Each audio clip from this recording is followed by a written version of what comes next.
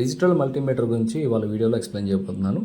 ముందుగా గమనించినట్లయితే కనుక మీకు V పక్కన ఈ షేప్ యొక్క సింబల్ ఉంది కదా, ఇది ఆల్టర్నేటివ్ కరెంట్ ఏసీ. అంటే మన హౌస్లో వచ్చే ఏదైతే కరెంట్ ఏదవుతుందో ప్లగ్గుల్లో దాని యొక్క కరెంటు ఏసీ అని పిలుస్తాం. ఆ ఆల్టర్నేటివ్ కరెంట్ని ఈ సింబల్తో మనం పోల్చుకుంటాం అన్నమాట.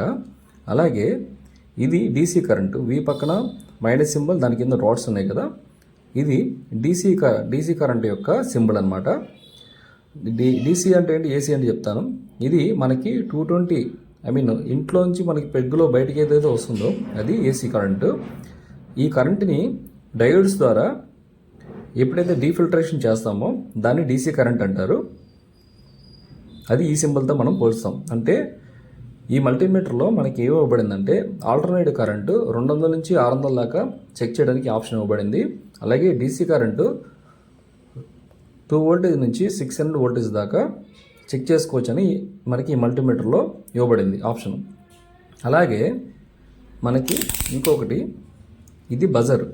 ఇది వైర్ కానీ ఏదే అదర్ కాంపోనెంట్స్ కానీ కంటిన్యూటీ చెక్ చేయడానికి మనకి ఇది అనేది యూజ్ అవుతుంది. చూసారు, ఇప్పుడు ఆల్రెడీ కంటిన్యూటీలో పెట్టాను. చూసారు, బీప్ సౌండ్ వచ్చింది. అంటే 0 to 0 అయిందంటే షార్ట్ అయినట్టు. అంటే ట్రాక్ అనేది ట్రాక్ టు ట్రాక్ కంటిన్యూగా ఉందని మనకి చూపిస్తుంది. ఫర్ ఎగ్జాంపుల్ చూడండి, ఒక ఇది తీసాను, ఇప్పుడు ఇలా పెట్టాను చూడండి.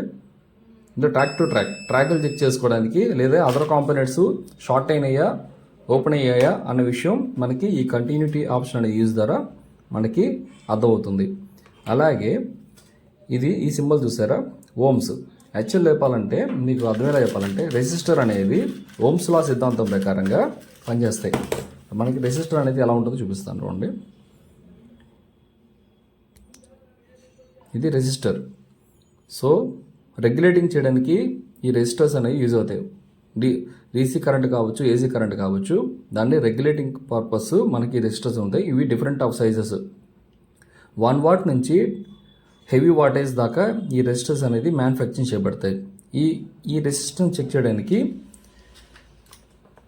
మనకి ఈ ఆప్షన్ అనేది ఇవ్వబడుతుంది. పైగా రెసిస్టర్ యొక్క సింబల్ ఇది. ఈ సింబల్ కూడా బాగా గుర్తుపెట్టుకోండి. ఈ సింబల్తో రెసిస్టర్ని